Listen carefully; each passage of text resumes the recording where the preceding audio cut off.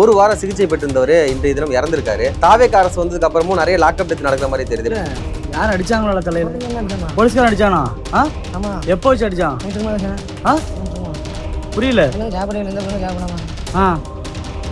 தலையில அடிச்சாங்களா? அடிச்சு வெட்டு வந்துட்டா உனக்கு? திராவிட ஆட்சி நடக்கும்போது பார்த்தாக்கா அது மிகப்பெரிய ஒரு பார்த்தீங்களா பெண்ணிக்ஸ் படுகொலை, இது எப்படி அணுகுவது, காவல்துறை என்ன பண்ணிட்டு இருக்கீங்க எல்லாம் பயங்கரமாக கொதிப்பாங்க, ஆடுவாங்க, இது பண்ணுவாங்க. இப்போ அதெல்லாம் போகிற போக்கில் ஒரு செய்தி, ஒரு இளைய பிள்ளைய கூட்டு போட்டு காவல்துறை அடிச்சு கொள்றான்னா அதை கண்டிக்க துப்பட்ட அரசுன்னு சொன்னாக்கா அவங்களுக்கு கோவம் வந்துருமே. இந்த முதலமைச்சர் யாருன்னு சொல்லிட்டு அவங்க இப்படி செயலில் போட்டுருவாங்க. பார்த்தீங்களா, ரவுடிகளை பூரா போலீஸா வச்சிருந்தா அப்படித்தாங்க ஆகும். முன்ன யாரு பார்த்து பயப்படணும்? திருடனை பார்த்து பயப்படுவாங்க. ஐயோ திருடன் திருடிட்டு போயிருவான், சங்கிலி அத்துட்டு போயிருவான், காது பிடிச்சிட்டு போயிருவான், மூக்கு அத்து போயிருவான், பயப்படுவான். திருடனை பார்த்து பயப்படுவான். அப்படி பண்ணுவான் ரவுடி, அறுவாடு வெட்டிடுவான், குத்திடுவான், பயப்படுவான். இப்ப யாரை பார்த்து மக்கள் பயப்படுறான்? தவறியவர்மன் பிரச்சனை என்ன நடந்தது? லஞ்சம் வாங்குவாங்க, 25,000 ரூபாய் கேட்பாங்க, கொடுப்போம். இப்ப கொடுக்கலாம் அடிக்கிறான். அவன் சொன்ன இல்லையா, பதிவு இருக்கா இல்லையா? உனக்கு லஞ்சம் வேணும், இவரு சொல்லுவார் லஞ்சத்தை ஒழித்து விட்டேன், பிரிச்சு மேஞ்சு விட்டேன், அப்படி புடிங்க அறுத்துட்டு. திமுக எதிர்ப்பை முனைப்பு காட்டி வளர்ந்த நாம் தமிழர் இப்ப திமுக எதிர்ப்பை கைவிட்டுட்டு விஜய் எதிர்த்ததுனாலதான் அவங்களுடைய ஓட்டு போயிடுச்சு. ஸ்டாலினுடைய உதயநிதி ஸ்டாலினுடைய போயிட்டாங்க, பெட்டி வாங்கிட்டாங்கன்ற மாதிரி.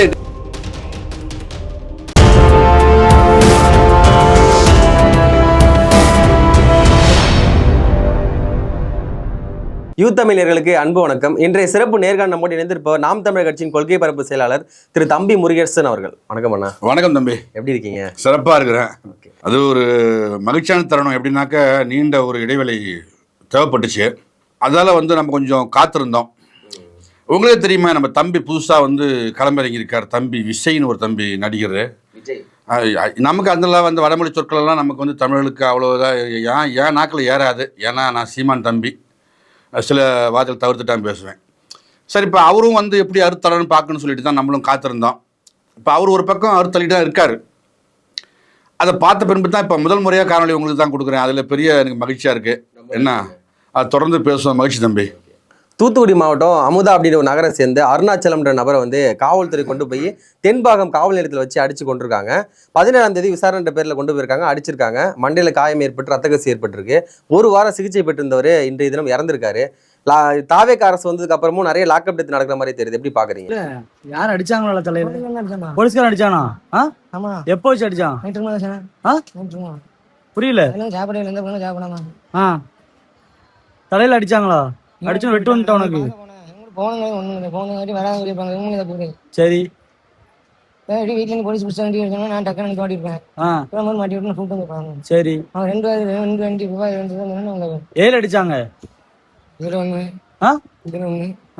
தலையில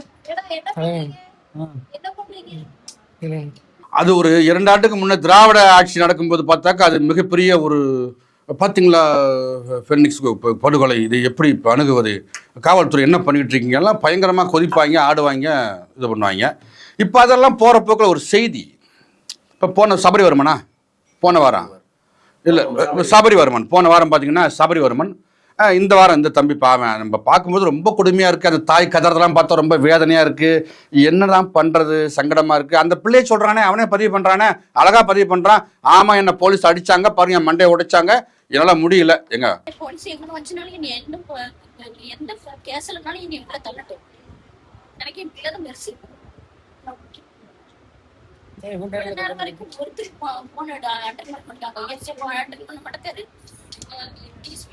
ஒரு இளைய பிள்ளைய கூட்டு போட்டு காவல்துறை அடிச்சு கொள்றான்னா அதை கண்டிக்க துப்பட்ட அரசுன்னு சொன்னாக்கா அவங்களுக்கு கோவம் வந்துருமே. இந்த முதலமைச்சர் யாருன்னு சொல்லிட்டு அவங்க இப்படி செயலில் போட்டுருவாங்க. பார்த்தீங்களா, நம்ம இப்ப தம்பி இறந்து போயிட்டா, நம்ம பிள்ளை செத்து போயிட்டான், கதறோம், வருந்துறோம், துடிக்கிறோம். அது நமக்கு தெரியும். நம்ம ஒரு இளைய பிள்ளை அவன். ஏன்னா அவன் நாளைக்கு படிச்சு பெரிய பெரிய பொறுப்புகள்லாம் போகலாம். ஏன், உங்களை போல கூட இந்த மண்ணை ஆள்ற தலைவரை அவன் பெறலாம். அப்படிப்பட்ட பிள்ளைய அவன் காவல்துறை போலீஸ்காரன் அடிச்சு கொண்டிருக்கான். ஏன் நான் சொல்லல, ஊடகம் சொல்லல, அவனே சொல்றான், அவனே பதிவு பண்ணிருக்கானே. ஆனா காவல்துறை கட்டுப்பாட்டுல வச்சிருக்க விஜய் அவர்கள் மௌனம். ஏங்க, ரவுடிகளை பூரா போலீஸா வச்சிருந்தா அப்படித்தாங்க ஆவான். முன்ன யாரு பார்த்து பயப்படணும்? திருடனை பார்த்து பயப்படுவாங்க. ஐயோ திருடன் திருடிட்டு போயிருவான், சங்கிலி அத்துட்டு போயிருவான், காது பிடிச்சிட்டு போயிருவான், மூக்கு அத்து போயிருவான், பயப்படுவான். திருடனை பார்த்து பயப்படுவான். அப்புறம் பண்ணுவான் ரவுடி, அவன் அறுவாடு வெட்டிடுவான், குத்திடுவான், பயப்படுவான். இப்ப யாரை பார்த்து மக்கள் பயப்படுறான்? போலீஸை பார்த்து பயப்படுறாங்க. ஆனா போலீஸை பார்த்து தான் பயப்படுறான். மக்கள் யாரை அஞ்சுறான்? போலீஸ்னா பயம்ங்க. அவங்க போட்டுக்கிறாங்க, போலீஸ் உங்க நண்பன், அப்படியே புடிங்க அறுத்து கட்டுவாங்க அப்படின்னு சொல்லிட்டு. ஏன்னா இந்த மக்கள் போலீஸால அச்சுறுத்தப்படுறாங்க. இங்க நடக்கிற அனைத்து குற்றத்துக்கும் ரவுடிகளோ மற்றவர்களோ பொறுப்பு இல்லை, காவல்துறை தான். இப்ப எல்லா குற்றங்களும் போன கைதுல சொன்னாங்க, என்ன சொன்னா போன கைதுல சொன்னா, கஞ்சா அந்த சபரிவர்மன் பிரச்சனை என்ன நடந்தது? லஞ்சம் வாங்குவாங்க, 25,000 ரூபாய் கேட்பாங்க, கொடுப்போம். இப்ப கொடுக்கலாம் அடிக்கிறான்டா. அவன் ஆத்தா சொன்னல இல்லையா, பதிவு இருக்கா இல்லையா? அப்ப ஒரு 200 கிராம் குட்கா வச்சிருந்த ஒரு சபரிவர்மனை உங்களை அடிச்சு கொல்ல முடியுதுன்னா காரணம் உனக்கு லஞ்சம் வேணும். இவர் சொல்லுவார் லஞ்சத்தை ஒழிச்சு விட்டேன், பிரிச்சு மேய்ஞ்சு விட்டேன், அப்படியே புடிங்க அறுத்துட்டு. இதெல்லாம் தேவை. லஞ்சம் ஒழிஞ்சுதான் சொல்றாங்களே சார். அவங்க தான் சொல்லுவாங்க, மக்கள் சொல்லுவாங்களா? தம்பி ரீல்ஸ் சொல்றது தம்பி, ரியலா மக்கள் சொல்லணும். இந்த ரீல்ஸ் போட்டுக்கிட்டு இந்த தற்கொலை கும்பல் நாங்க அப்படி நான் அது கிடையாது. நீ இந்த செல்போனை விட்டு வெளியில வா, களத்துக்கு வாங்க, களத்துக்கு வாங்க, அங்க மக்களை சந்திங்க. எண்ணற்ற பிரச்சனைங்க. இப்ப ஒரே சின்ன உதாரணமுங்க. இப்ப நீங்க கேட்ட கேள்வி உங்களுக்கு பதில் வந்துச்சு. இது ஒரு செய்தி. அந்த தம்பியை பத்தி பேச போனா 1000 பேசலாம். அவன் ஒரு இளைய பிள்ளை, அடிச்சு கொல்லப்பட்டது சத்தியம், உண்மை. நடவடிக்கை இப்ப பேச மாட்டார். மது விற்பனை பண்ணாரு சிஎம் சார், அதை பற்றி பேசுவாரா? பேச மாட்டார். 15 நாள் கழிச்சு அந்த குடும்பத்திற்கு ஒரு துப்புரவு பணியாளர் அரசு வேலை முடிஞ்சா அவ்வளவுதாங்க. அவங்க தெரியாதுங்க. என்ன, இந்த மக்கள் திரைகளை தலைவனை தேடினால் வரும் ஆபத்துகளை தடுக்க வழி இல்லை. ஜனநாயக படம் ரிலீஸ் ஆயிருக்கு. தமிழ்நாடு முழுக்க கோலாகலமா ரசிகர்லாம் கொண்டாடிட்டு இருக்காங்க, பாலாபிஷேகம் பண்றாங்க, சேவல இருக்கிறாங்க, குதிரை வண்டியில கொண்டு போய் சவாரி பண்ணி அந்த ரீல்ஸ் பெட்டிலாம் எடுத்துட்டு போய் எல்லாம் வேடிக்கை பார்த்துக்கிடுங்க, கைத்தட்டி சிரிச்சுக்கிடுங்க, அப்படியே கார் திப்பி விட்டுருங்க. அங்க டெல்லியில நம்ம எப்பயுமே சொல்லுவோம், இவெல்லாம் வடக்கன்ஸுப்பா, என்ன ஒரு நாகரிகம் தெரியாது, ஒழுக்கம் தெரியாதுன்னு சொல்லி கேவலம் பேசிக்கிட்டு இருந்தோம். அவன் என்ன பண்றான்? போராடிட்டு ஜனநாயகத்தை காப்பாற்றுவதற்கு, நீட்டை ஒழிப்பதற்கு அந்த மண்ணிலே தன் ரத்தத்தை சிந்தான் தம்பி. எண்ணற்ற பேரு. என்ன அந்த என்ன கரப்பாம்பூச்சி ஜனதா பார்ட்டியா, அந்த பிள்ளைக்கு அபிஜித், அவர் அபிஜித் அந்த முன்னெடுக்கிறாரு. அங்க எல்லாம் போராடுறான், துணை ராணுவம் அடிக்கிறான், கண்ணீர் புகை, ரப்பர் குண்டு, அத்தனை என்ன பண்றான்? ஓடல, நிக்கிறான். ஒரு பொம்பளை பிள்ளை சொல்றா, அட்றாங்கிறா பாருங்க. இன்னொரு அம்மா சொல்லியிருக்காங்க, என் மகன் அட்ரா, இந்த மண்ணிலே எங்களுக்கான விடுதலையை பெற வேண்டும் என்றால் நான் அடித்து செத்ததான் உன்ன அட்ரா சொல்றால, சொன்னா இல்லையா? அப்ப காட்சி அப்படி இருக்கு. அப்ப அப்படியெல்லாம் அங்க ஜனநாயகத்தை காப்பாற்ற ஒரு சமூகம் பாடுகிறது. இங்க ஜனநாயகன் படத்தை 200 ரூபாய் டிக்கெட்டை வாங்கி 1800 ரூபாய் வித்துட்டு அதை பார்க்க போராடுது. அப்ப தமிழ்நாட்டு நிலைமை நீங்க ஒப்பிட்டு பார்த்துக்க வேண்டியதான். பிளாக்ல டிக்கெட் விற்கிறாங்களா சார்? ஆனா கால் வச்சு தம்பி, நான் எதுவும் சொல்ல, அந்த திரையரங்கத்துக்காரே எடுத்து போடுறேன். எவ்வளவு ஒரு டிக்கெட் விலை? எவ்வளவு? 1800 ரூபாய் இன்னையோட விலை. ஒரு டிக்கெட் விலை 1800 ரூபாய்.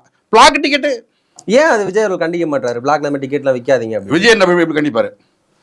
விஜய் எதை கண்டித்தா இது கண்டிப்பா இருக்கு. அவர் கண்டிக்க வேண்டும் என்றால் ஏர்போர்ட் சீட் வேணும், ஒருத்தர் எழுதி கொடுக்கணும், அப்பதான் கண்டிப்பா. இல்ல கரூர்ல சொன்னாங்க, தெரியாதுங்க. இல்ல கரூர்ல சொன்னார யார் லஞ்சம் கேட்டாங்க விஜய் இருக்காருன்னு சொல்லுங்கன்னு. அப்படி கேட்கும்போது டிக்கெட் விலை அதிகரிக்கும் போது தர முடியாது சொல்ல. அது விஜய் சொல்லல, ஒருத்தர் எழுதி கொடுத்தான், இப்படி சொல்லுங்க, கை தட்டுவாங்க. தம்பி விஜய் அவர்களே, இந்த சீட்டை பார்த்து பார்த்து பேசுங்க. இந்த நிமிஷம் வரைக்கும் தமிழகத்தை தம்பி விஜய் ஆளவில்லை, ஏர்போர்ட் சீட் ஆள்கிறது. இதான் சத்தியம். யார் எழுதி கொடுக்குறான்னு நினைக்கிறேன்? எது அது அவங்க தான் கேட்கணும். அந்த எழுதி கொடுக்குற புண்ணியம் தான் கோடி நமஸ்காரம். டேய் கொஞ்சம் ஒழுங்கு எழுதி கொடுங்கப்பா. அவரா ஒண்ணுமே இல்லைங்க. இந்த உங்க ஊடகத்துல தம்பி விக்ரம் உட்காரட்டும், நானும் உட்காடுறேன். என்ன ஏன் கூட விவாதம் பண்ண ரெடியா, தயாரா? நீங்க வேண்டாம், நீங்க முதலமைச்சர், முதன்மை அமைச்சர் நீங்க வேண்டாங்க. உன் கட்சியில் ஒருத்தனை அனுப்புங்க என்கிட்ட.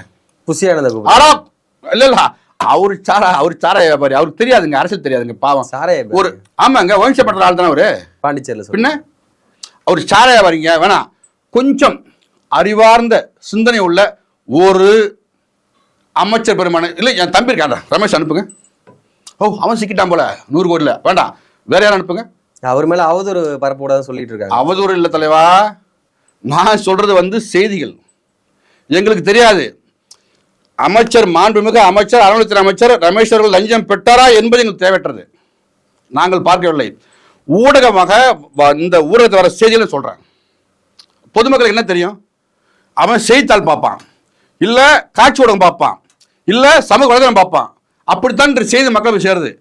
அதில் சேர்த்து சொல்கிறோம். இப்போ நாமள சொல்கிறோம் இல்லைங்க ரமேஷ் அவர் 100 ரூபா லஞ்சம் இல்லை.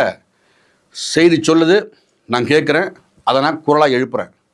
என்ன அப்போ ஏழை மக்களோட குரலா, உழைக்கின்றவர்களின் குரலா, உங்களை நம்பி தானே உங்களை வாக்கு செலுத்தணும், இப்படிலாம் பண்ணுவீங்கன்னு சொல்லிட்டு இப்போ கேட்குறோம். அவ்வளோதான். இப்போ அப்படிப்பட்ட ஒரு பிள்ளைய தம்பி இருக்காரு, லயோலா காலேஜ் ஓனர் இருக்காரு, அனுப்பிவிடுங்களேன் மணியை. ஆமாம், உட்கார வச்சு பேசுவாங்க. இந்த 65 நாள் உங்கள் அரசையும் சொல்லுங்கள், என்ன செஞ்சு அறுத்து கழிச்சு சொல்லுங்கள். நானும் சொல்கிறேன், இந்த 65 நாளில் மக்கள் பட்ட வேலையை சொல்கிறேன். என்ன இந்த விவசாயி பட்ட அதுக்குள்ளே எல்லாத்தையுமே சரி பண்ண முடியாதுல்ல சார், கொஞ்சம் டைம் எடுக்கும்ல. அதுக்கெல்லாம் நல்லது பண்ண மாட்டியே இருங்க, நல்லது பண்ண மாட்டியே, ஆனால் கெட்டதாக பண்ணுவீங்களோ? என்ன கெட்டது பண்ணுறாங்க? கரண்ட் பில்லு உங்களுக்கு, அதுக்குதான் கரண்டே வரலப்போ. கிராமப்புறங்களில் நான் ஒரு கிராமத்தான், நான்லாம் காலேஜ் படிக்காத ஆளு, கருவகாட்டில் பிறந்த மனுஷன், யதார்த்தமானவன், சத்தியத்தை மட்டும் தான் பேசுவேன். ஏன்? நான் சீமான் தம்பி. பாருங்க, நான் சீமான் தம்பி. இல்ல சத்தியத்தை மட்டும் தான் பேசுறீங்க. ஆனாலும் உங்களை நம்பி மக்கள் வந்து முதலமைச்சரா உங்களை சீட்ல அமர்த்தலையே. விஜய் இல்ல, இது ஒரு நல்ல கேள்விதான். தம்பி தோந்து போனது நாம் தமிழ் கட்சி இல்ல, நாம் தமிழ் கட்சி இல்ல, மக்கள். சீமானும் நாம் தமிழ் கட்சியும் ஒருபோதும் தோற்கவில்லை. இதை புரிஞ்சுக்கணும். நாங்கள் கோடி கோடியா பணம் கொடுக்கல, ஓட்டுக்கு பணம் கொடுக்கல, அண்டா குண்டு அரிசி பருப்பு கொடுக்கல, கலரா வாக்குறுதி கொடுக்கல. இன்னும் நிறைய சொல்லுவாங்களே, ஒரு 1000, ஒரு 2000, 2500 சொன்னமா? உனக்கான தலைவனை நீ தேர்வு பண்ணா உனக்கான வாழ்க்கை சிறக்கும். என்னை விட்டுட்ட கத்தி சாவுப்போ. இந்தா ஒரு பக்கம் கத்துறான், மாணவன் கத்துறான். நேத்து பாருங்க, நேத்து வந்துச்சுல, மாணவன் கதறான், இந்த பக்கம் மீனவன் அவன் கதறான். என் கட்சிக்காரன் தம்பி தான் வழக்கறிஞர் வந்து தீரன் திருமுருகன் தான் வழக்கு போட்டு ஏதோ பண்ணிவிடுங்கப்பான்னு சொல்லி அதுக்கு ஒரு நல்ல தீர்ப்பு வாங்கி கொடுத்துருக்காரு. அப்படிப்பட்ட பிள்ளைகள் எல்லாமே போராடுறாங்க. சொல்லுங்க, தமிழ்நாட்டில் யார் போராடல? உங்க ஆட்சியில் நீங்க வந்து 65வது நாள் ஆட்சியில் இன்றைய வரைக்கும் வச்சுங்களேன், இந்த நிமிஷம் வரைக்கும் வச்சுங்களேன், யாரு நிம்மதியா வாழ விட்டுறீங்க? சரி, எல்லாருமே போராடுறாங்கன்னு வச்சுக்கோங்க. ஆனா எல்லாத்துக்காகவும் போராடுற கட்சி நாம் தமிழ் கட்சி. ஆமா, அப்படிப்பட்ட கட்சியை மக்கள் எதுக்காக தேர்வு பண்ணாம இருக்காங்க? உங்க மேல ஏதாச்சும் குறைகள் இருக்கா? திரும்ப சொல்றாங்க. இல்ல சார், உங்க மேல ஏதாச்சும் குறைகள் இருக்கு? ஏன்னா சீமானவர் வந்து கார் வாங்குறாரு, சொகுசான வாழ்க்கையை வாழ்ந்துட்டு இருக்காரு, நல்ல கேள்வி, நல்ல நிதி வாங்கிட்டு இருக்காரு அப்படின்ற மாதிரி நான் ரொம்ப கடுப்பாயிருவேன். சும்மா இந்த லூசுத்தனமா சொல்றான் பாருங்க, பிக்காளி பயிலுங்க, அது மாதிரி நீங்க சொல்லக்கூடாது. ஏன்னா ஒரு கண்ணியமா சொல்றாங்கன்னு தான் சொல்றேன். நான் என்ன சொல்றேன் யாரு பாருங்களேன். ஏன் சீமான் ஜோன்னா போய் இப்படி சுத்தணுமா? சீமான் மனைவி எங்க அண்ணியார் கைல்வி இயல்பாவே ஐயா ஒரு மகள். ஆமா, ஐயா காளிமுத்துடைய மகள். இப்போ அவங்க மிகப்பெரிய ஒரு செல்வந்தருடைய பொண்ணு தான் அண்ணன் கல்யாணம் பண்ணிருக்காங்க. அவங்க நினைச்சா ஒரு கார் வாங்க முடியாதா? வாங்கலாம்ல. ஏன் சீமான் பென்ஸ்கால், என்ன சீமான் பென்ஸ்கால போகிற பிரச்சனை உங்களுக்கு? இப்ப சீமான் பென்ஸ்கால போறது பிரச்சனையா? தண்ணி இல்லாம கத்துறான் பாரு, ரோட்டை மடிக்கிறான், பாடுறா தண்ணியை பாடுறா, தண்ணி கூட கத்துறான், அது பிரச்சனையா? இங்க தண்ணி கத்துறான், அது பிரச்சனையா? கரண்ட் கத்துறான், அது பிரச்சனையா? நீட்டுக்கு சாடுறான், அது பிரச்சனையா? இல்ல சீமான் கார் வெளுத்து விட்டுறேன், வெளுத்து விட்டு கழிப்பீங்களா? என்ன பச்சுது? என்ன வார்த்தை இது? சொல்லு பாப்போம். ஏய், நீ வச்சிருக்கல இந்த அதிகாரம் மாத்திருக்க உங்கள்கிட்ட தான் இருக்கு. என்ன பண்ணணும்? இந்த இடி ஐடி எல்லாம் மாதிரி விடுறா, அங்க விடுங்க, விடு சீமானுடைய வீட்டு விடு. அப்ப தெரியுமில்ல சீமான், சீமானுக்கு ஏன் பணம் வந்து எங்க கண்டுபிடி. போலீஸ் எங்க இருக்கு? யாருக்கு யார்கிட்ட இருக்கு? விடா போலீஸ் அங்க. சும்மா யூடியூப் திறந்தா மயிறு அங்க திருடு வர கழட்டி அடிச்சு விட்டுருவேன். இதுதான் கடைசி உங்களுக்கு. என்ன கண்டுபிடி. போலீஸ் ஆட்டு இருக்கு, சிபிஐ, ரா அமைப்பு, சைபர் கிரைம் எல்லாம் எங்க வச்சிருக்க? விடு, வீட்டுக்கு விடு. விடணும்ல, அது சொல்ல மாட்டான். திருடன் அவள் தான், அவருக்கு வீஸ் வந்தா போதும். ஒரு மாபெரும் தலைவனை, சத்தியத்தின் மகன் செந்தமிழ் சீமானை இப்படி போட்டு நீங்க போட்டா இந்த மண்ணுக்கு உண்மையான தப்பா? இந்த மக்களுக்கு உழைச்சது தப்பா? உனக்காக சிறைப்பட்டு தப்பா? 8 வழி சாக்கி நின்று தப்பா? பறந்து நின்று தப்பா? சொல்லுங்க பாப்போம். காவிரிக்கு அடிப்பட்டு சத்தமா ஏமனே வழக்கு இருக்க தப்பா? காவிரிக்கு நாங்க சாகணும், நாங்க சிறைப்படணும், நாங்க வழக்கு, நீங்க ரீல்ஸ் போட்டு பெரும்பான்மை நிறைய பேர் வைக்கிற குற்றச்சாட்டு என்னன்னா, திமுக எதிர்ப்பை முனைப்பு காட்டி வளர்ந்த நாம் தமிழர் இப்ப திமுக எதிர்ப்பை கைவிட்டுட்டு விஜய் எதிர்த்ததுனாலதான் அவங்களுடைய ஓட்டு போயிடுச்சு. ஸ்டாலினுடைய, உதயநிதி ஸ்டாலினுடைய போயிட்டாங்க, பெட்டி வாங்கிட்டாங்கன்ற மாதிரி. தம்பி நேத்து ஒரு தம்பி, அந்த தம்பி பேரு எனக்கு வேற அவன் வருதப்பா. எல்லா பேரும் அமைச்சராகிட்டா அது பயமா இருக்கு எனக்கு வேற. அந்த ஏதோ சொல்லணுமா அவங்களுக்கு என்ன இப்படி சொல்லணும் அவங்களுக்கு மாண்புமிகு அமைச்சர் சரி ஏதோ ஒன்று அவர்கிட்ட சொல்லிட்டு போவேன். நம்மகிட்ட நம்ம வந்து காட்டா அதெல்லாம் நீ வெளியே போக முடியாது. சீமான் தம்பி அவ்வளோதான். ஒரு கேஸ் தானே வாங்கி தமிழ் தேசியம் அதெல்லாம் அவன் நிறைய வாங்கியிருக்கோம்ல. வழக்கை பார்த்து அஞ்சுவது சீமான் தம்பிகள் அன்றைக்கும் கிடையாது, இன்றைக்கும் கிடையாது. இந்த அரசு நம்மளை முடக்கிவிடும் என்று அச்சப்படுவது சீமான் தம்பிகள் அன்றும் கிடையாது, இன்றும் கிடையாது. என்ன புரியுதுங்களா? நான் ஒரே ஒரு கோரிக்கை அண்ணன்கிட்ட வச்சேன். அண்ணன், நம்ம அப்பா மணிவண்ணன் போல நான் சிறையிலேயே ஒருவேளை வீழ்த்தப்பட்டு செத்தேன் என்றால் உன் கையால் ஒரு புலிக்கொடி போர்த்து என்னை அடக்கம் செய் அப்படி சொல்லிட்டு வந்த பிள்ளைங்க. உங்களுக்கு புரியுதா? அப்போ வாயில் வாக்கரிசப்படுவது தான் பேச வந்திருக்கான். என்ன ஒன்று அவன் கலரா பொய் சொல்லுவாங்க. எனக்கு தெரியாது சாமி, பொய் சொல்ல வராது. இருக்கிற யதார்த்தம். இந்த மண்ணையும் மக்களையும் உண்மையாக நேசிக்கிற அண்ணன் சீமான் பக்கம் நிற்கிறேன். சீமானுக்காக நிற்கல. புரிஞ்சுங்க, நீங்கள் சீமானுக்கு நிற்கிறோம். சீமான் வச்சிருக்க அந்த தத்துவம் கோட்பாடு பார்த்தீங்களா, அதுக்கு நிற்கிறோம். சீமான் இன்னைக்கு வீழ்த்தப்படலாம். என்ன சூழ்ச்சியின் காரணமாக, திரை கவர்ச்சியின் காரணம், அது ஒரு போது தானே. என்ன வீழ்த்தப்படலாம். ஆனால் சீமான் வைத்த தத்துவத்தை ஒருபோதும் வீழ்த்த முடியாது தம்பி. அதனால புரிஞ்சுக்கணும். ஒருபோதும் சீமான் வைத்த தத்துவத்தை ஒருபோதும் வீழ்த்த முடியாது.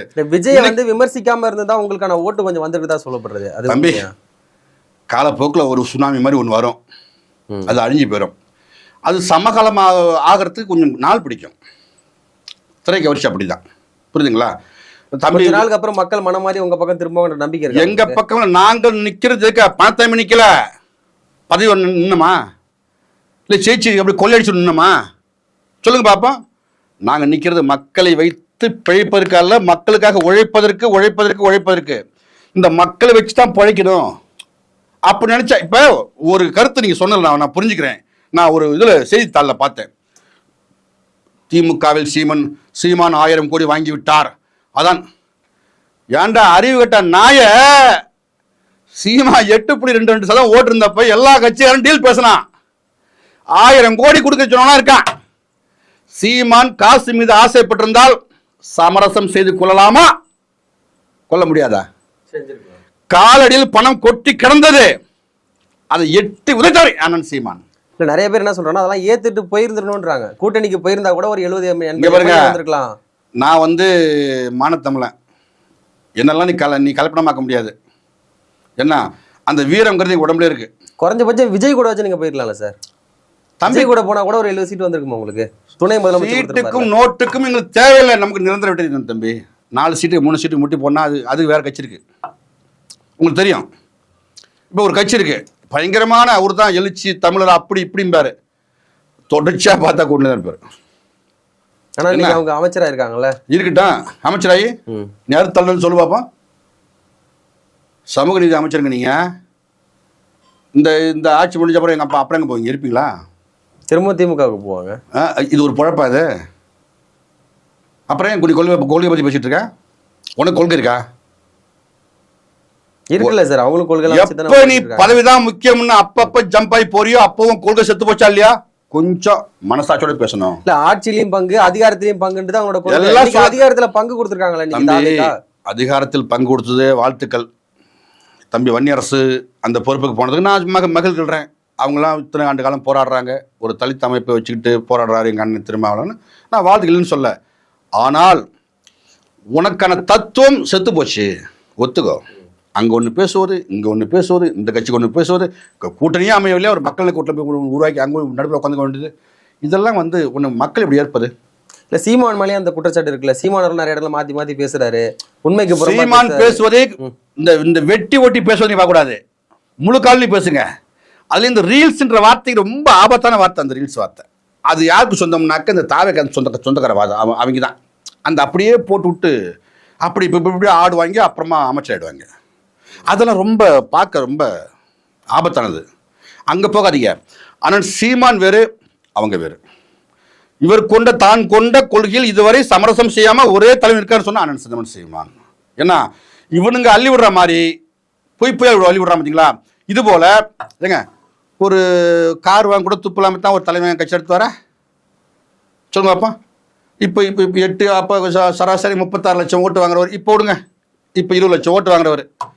இந்த 20 லட்சம் பேர் ஒரு 100 ரூபா பட்ட ஒரு கார் வாங்க முடியாதா? இல்லை அவங்க ஒன்றுமே இல்லாமல் இருக்காங்களா? அதுக்கு பேர் வைக்கிறது திருடன்னு. என்ன எவனாவது சொல்லட்டும் பாருங்க நம்மளுக்கு. நான் என்ன சொல்கிறேன், எனது அண்ணன் ஆமாம் காரு வாங்கினாருங்க, எந்த மலையை விற்று வாங்கினார், எந்த மண்ணையாளி விற்று வருதா கேள்வி? எவன் குடும்பத்துக்கு எடுத்தாரு, எவன்கிட்ட பொட்டி வாங்கினாரு, சாட்சி இருக்கு அவங்ககிட்ட? ஒரு நிகழ்வில் போகிற தம்பி, அரசியல் கொள்கை கோட்பாடு வேறு, தனி மனித ஒழுக்கம் வேறு, மனித மாண்பு வேறு. இதை புரியாத பைத்தியக்காரங்க பேசுறதுக்கு நம்ம சொல்ல முடியாது. என்ன அவர் கை கொடுத்து விட்டார், ஏன்டா அப்படி காலையாக கொடுப்பாரு? என்னடா அவங்க பேச்சு, உங்களுக்கு ஏன்னா அவங்களுக்கு பிரச்சனை? ஒரு நிகழ்ச்சிக்கு போறாரு, அங்கே வைகோ வராரு, வைகோ பார்க்க அவர் ஐயா எக்ஸ் முதலமைச்சர் விக்குக்கு முகம் சொல்லிக்கிறாரு, அப்போ இவர் குறுக்க போறாரு, உட்காந்துக்கிறாங்க, முடிஞ்சு வச்சு. இப்போ நான் கூட அப்படி தான் பண்ணுவேன், எவனா அப்படி அது அப்படி தான் பண்ணணும். ஏங்க நாம் ஐயா முதலமைச்சர் ஸ்டாலினுடைய கொள்கையும் கோட்பாடும் திராவிடத்தை இருக்கிறோம், இன்னும் எதிர்ப்போம். என்ன இப்பயே சொல்றேன், தம்பி விஜய்க்கு ஒரு வாழ்த்து சொல்றேன்.